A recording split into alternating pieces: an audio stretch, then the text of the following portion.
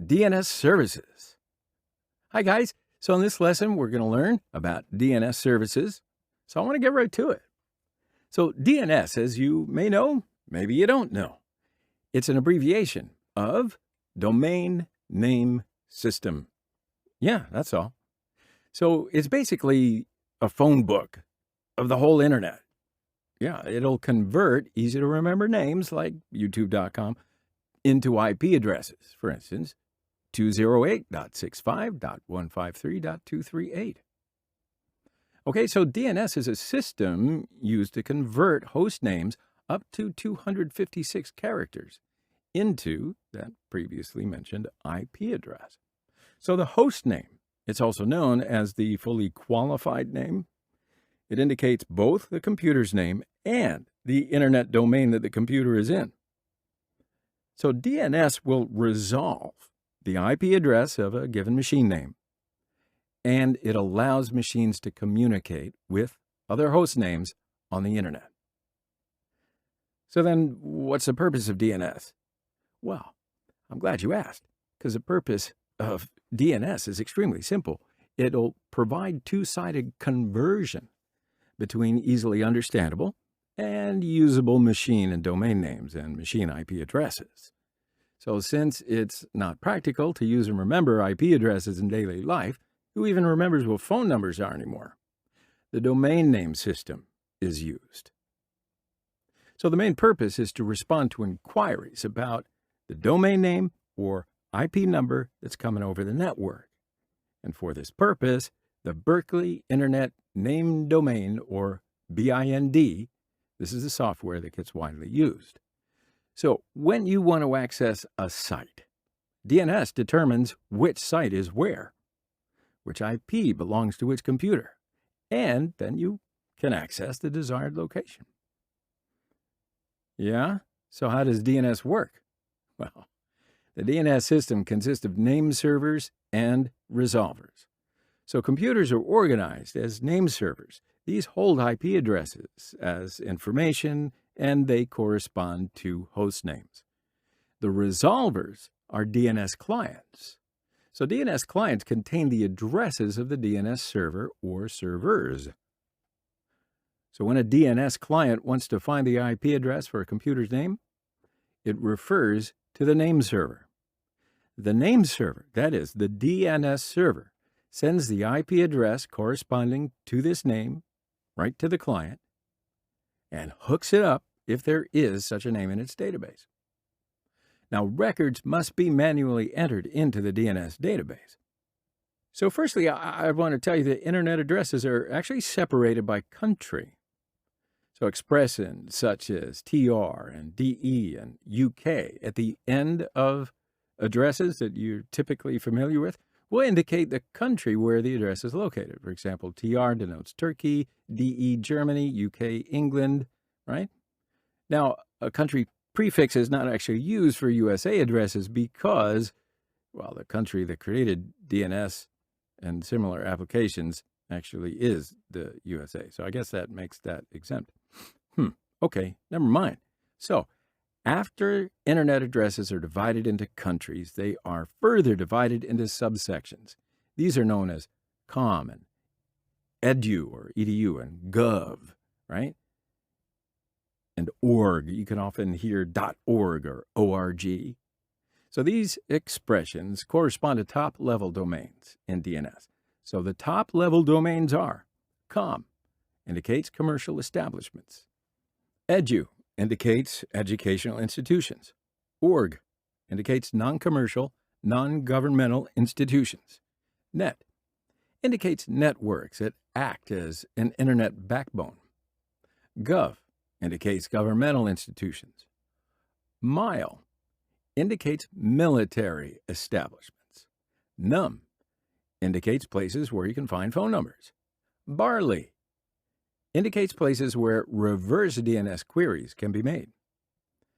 Now, field names are used in a structure called a tree structure, which branches out according to a certain rule. Addresses in all countries connected to the internet except for America, USA, end with ISO 3166, the country code of that country. DNS zone files and record types. The file types required for DNS are named.boot. So this file is the very first file read by the program when DNS starts. Named.local. And this file is a file called loopback, which is used to resolve the address of the machine itself. Name.ca, and this contains the addresses of the machines at the top level called root server. Named.hosts, and this file is the file where the addresses of the machines in a subdomain running DNS are written. That is, the addresses of all computers working in your area that you are responsible for. Name.reverse. So this file is used to convert the IP addresses contained in the name.host file that we explained above to the names of the machines and is also similar in structure to the name.local file.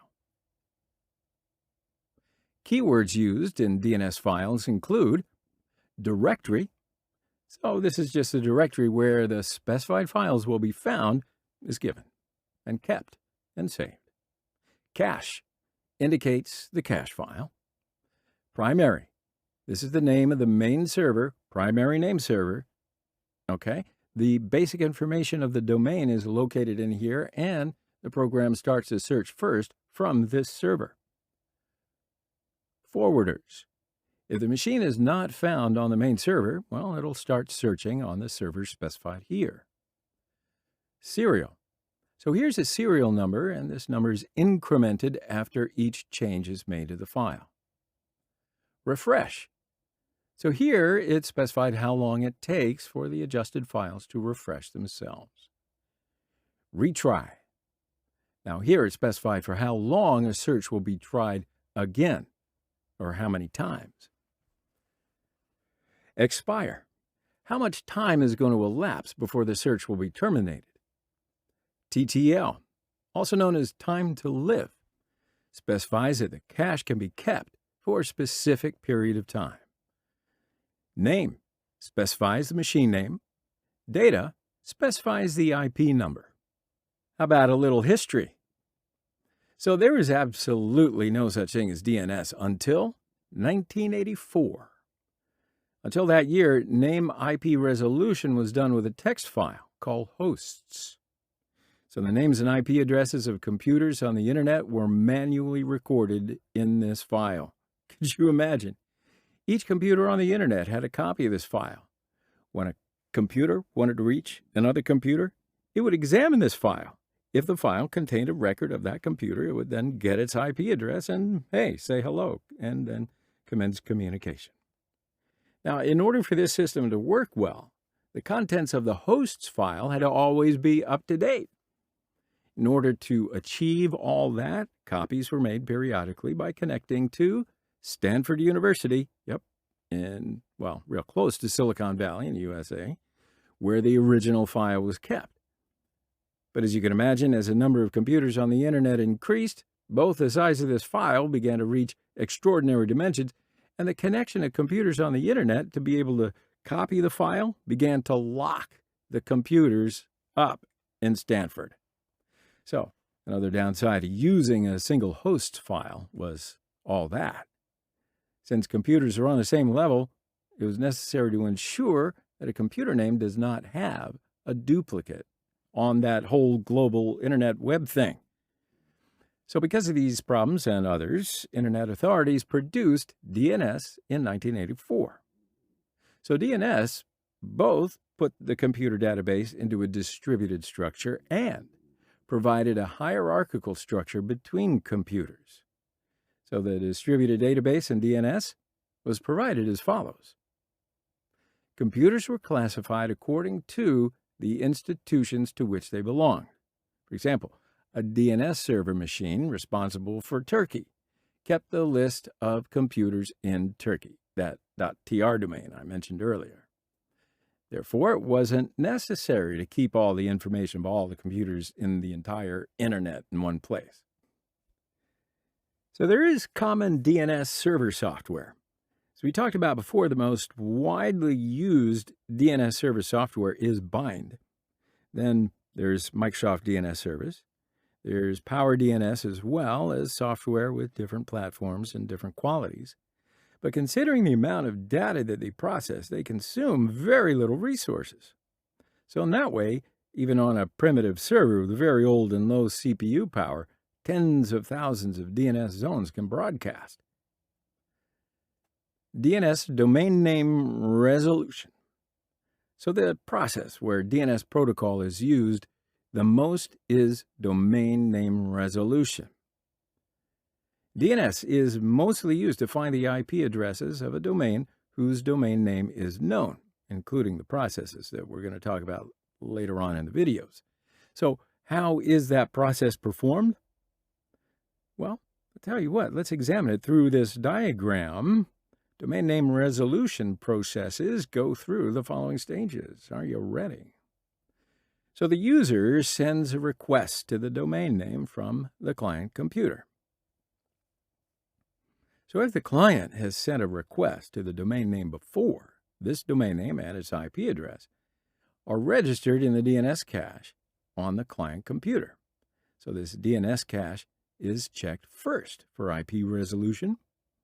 So if there's a record in the cache and the TTL, or time to live, determined by the DNS server has not expired, well then, the IP address is obtained and the request is sent to that IP address. So if you're in Windows, you can always view the DNS cache by typing ipconfig/displaydns as a command in the command console application.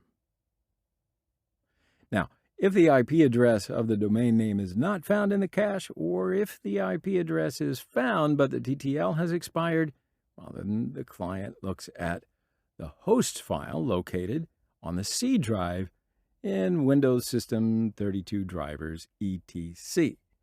And if the IP address of the domain name exists in this file, and it will look for that IP address, the request is sent. So what happens if the client computer cannot find the information it wants to in the host file? Well, the request is then forwarded to this DNS server. The DNS server directs the request to the root server with the IP address registered as a forward address. So these DNS servers are located in organizations called ISPs, or Internet Service Providers. You probably pay a monthly fee or something for those. So the root server forwards this incoming request to TLD servers. And it's the TLD servers that forward the request to the appropriate SLD servers. The servers actually communicate with each other until the correct server is found. After the correct host computer is found, the IP address information is returned to the client via the DNS server. You follow? So, we've got some more here. If a DNS server registered on the client computer is not found, name resolution for Windows computers, again, is resolved with WINS, or Windows Internet Name Service servers using NetBIOS, or Network Basic Input-Output System names. So NetBIOS names are unique names of a maximum of 16 characters that are assigned to the computer when the Windows operating system was first installed. So WINS servers offer name resolution and enable client computers to find NetBIOS names of machines. So after checking the found NetBIOS names and IP addresses, they'll be written into the WINS servers. When clients want to find the NetBIOS name and IP address, they'll first look at their NetBIOS name cache. If the requested information is found and the TTL period has not passed by, a request is sent to the IP address. If the requested information cannot be found in the cache or the time has elapsed, well, then a request gets sent to the WINS server registered on the client computer. And then if the search information is found on the WINS server, guess what? It's returned to the client. If not, well, requests are made to other WINS servers. And then if the client does not receive a response from any of the WINS servers, then it will try to find a client known as NetBIOS by broadcasting a network broadcast message. If this also fails, the client starts searching for LM host files. Yeah, so an LM host file is just a simple text file used to resolve IP addresses of Windows computer names. So if there's a small and frequently changing network environment, an LM host file is placed on all the computers on the network so that the computers can find those Win servers. Reverse DNS resolution. So reverse DNS resolution performs domain discovery from IP addresses, which is the reverse response of DNS resolution, right? So then how is that process performed? Well, this logic is similar to domain name resolution, but there are some cases that I do want to bring your attention to. IP addresses are not interdependent like domain names. Like an example, sbs.udemy.com is a subdomain of udemy.com. You understand? So these are going to be interdependent. But 10.10.10.10 is an IP address, and 10.10.10.11 is an IP address, but they are not dependent on each other in terms of a domain name. That is, the 10.10.10.10 IP address may represent the a.com address, while the 10.10.10.11 IP address may represent the b.com address, which is much different, right? Completely different. But that being the case, logically finding the IP address of a domain name requires examining all IP addresses. So that's going to be a costly process, wouldn't you think? However, this problem has been resolved by ARPA, or ARPA, by taking the hierarchical structure of IP addresses as well as their domain names. So we're going to have a look at this diagram. And here we see a hierarchical structure. And a field name .arpa has been added to TLD servers. And look at this. in-addr has been added as a subdomain of this field. So when IP addresses are to be found, just like domain names, Barley starts from the name and proceeds down. So when you follow this structure down, the process of accessing IP addresses and finding domain names is a whole lot easier. Now, another thing that we got to be aware of is the process of naming IP addresses according to the hierarchy with the name.in-addr.arpa, like FQDN. So while the IP in the picture is 192.15.20.120, it's named 120.20.150.190.in-addr.arpa, according to the hierarchy. Yeah, so I'm glad you were with me on that one. Anyway, that's it for this. So we've now learned about the purpose of DNS, how DNS works, DNS zone files, record types, keywords used in DNS files. You actually got a little history lesson about DNS and some common DNS server software, DNS domain name resolution, reverse DNS resolution. Whoa, what a lot of donuts. So I'm sure you learned a lot. I know you didn't get bored, right? Because you want to move on to the next lesson. I'll see you there.